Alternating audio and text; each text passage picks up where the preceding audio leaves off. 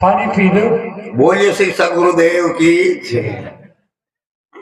हृदय आचार्य सदगुरु श्री महान साहेब जी, हृदय सम समाज सज्जनों भाइयों और बहनों, संत सम्राट सदगुरु श्री कबीर साहब का पद है, कहो अमर कासो लागा, चेतन हारा चेत सुभागा। अमर मध्य दिशे तारा, एक चेता एक चेतन हारा। जो खोजो सो ओहुआ नाही, सो तो आई अमर पदमानी। कहीं कबीर पद बूझे सोई, मुख हृदय जाके एक के होई। संत सम्राट सदगुरु श्री कबीर साहब इस शब्द में गागर में सागर भर दिया है।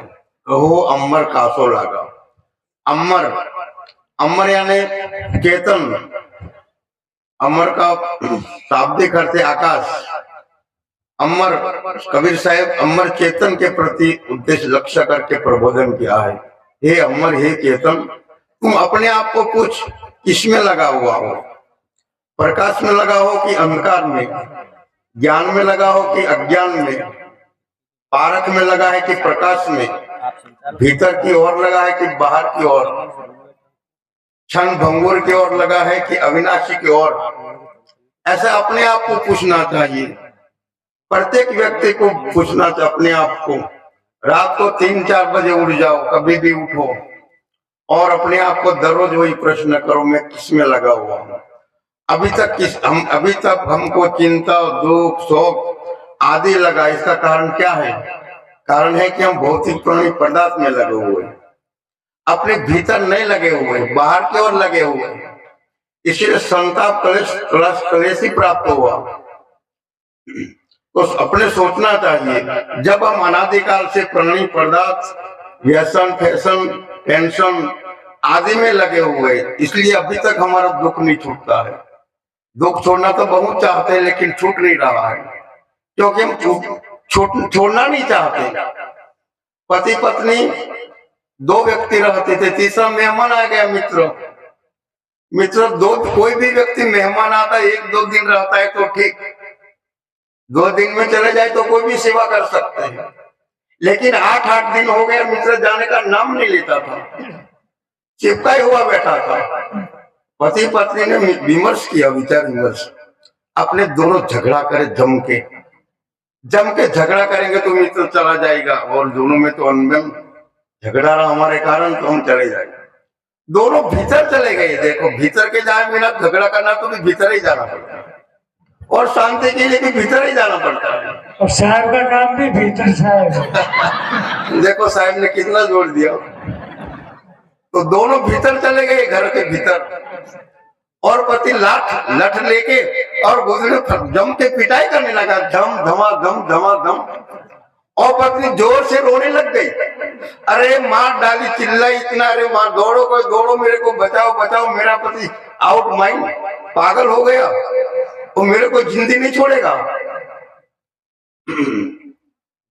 आधा घंटा तक दोनों ने वही रमझट बजा दिया झगड़े की, और फिर बाहर निकल देखा तो मित्र गायब। बहुत प्रसन्न हुए। देखो, पत्नी ने कहा, मैं कोई सही थोड़ा रोती थी, ऊपर से ही चिल्लाती थी, ऊपर से। वो पति ने कहा, मैं भी अच्छी तरह से थोड़ा जम के मारता था, मैं गुदड़ी में ही मारता था, हमारा झगड़ा बाहर ही था। दोनों ऐसे बहुत प्रसन्नचित हो गए जैसे दीपावली आ गई। तो मित्र ऊपर चढ़ गया था, मेरे ऊपर। अरे तुम्हारा झगड़ा बनावटी था तो हमारा जाना भी बनावटी, हम तो गए नहीं, हम तो ऊपर चढ़ गए। देखो कितना अच्छा। ऐसे हमारा जो साधना है, हमारे को ऊपर से पिटाई चलती है, भीतर नहीं पहुंचना चाहते, भीतर जम के उतरना नहीं चाहते। अरे अभ्यास छोड़ना नहीं चाहते, व्यसन छोड़ना नहीं चाहते, टेंशन छोड़ना नहीं चाहते। कितने बच्चे के बच्चे लट्ठे के लट्ठे, इसका चिंतन 24 कलाक इसकी चिंता बनी रहती है। पहले तो अपने बेटे की चिंता, फिर बेटे की, फिर इनके बेटे की, जीवन वही चिंता में लगे रहते, फिर शांति कहाँ से मिलेगी? वही सब ऊपर की साधना है। इसलिए साहब कहते कि भीतर जाओ। तो कहो अमर कासो लागा, चेतन हारा चेत सुभागा। जो चेत जाता है इसको ही सौभाग्यवान कहते।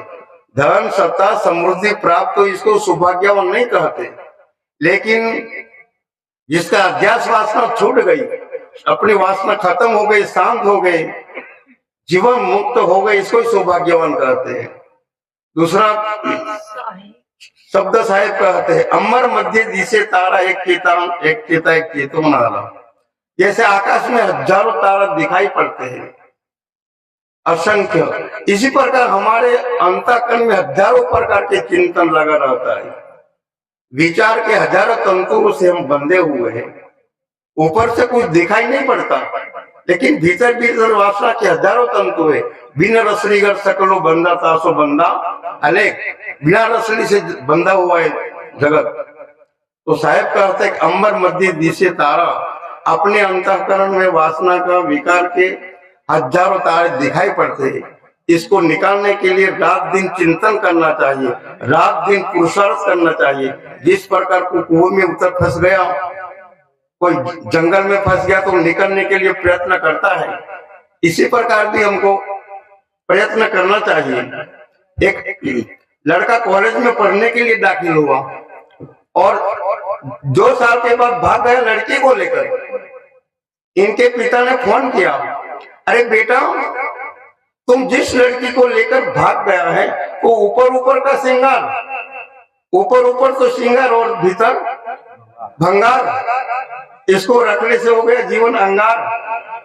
छोड़ दो इनका श्रृंगार और आ जाओ कुबूर के दरबार।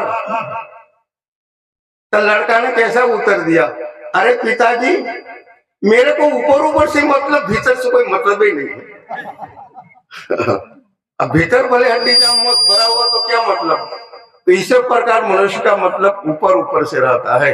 हमारा समय भी पूरा हो गया। देखो हमारा कार्यक्रम का भंडारा 13 जनवरी गुजरात वैभव आश्रम में सबको आमंत्रण है और पधारिए। सदगुरु श्री आचार्य साहब भी पधारने वाले हैं। बोलिए सदगुरुदेव की जय।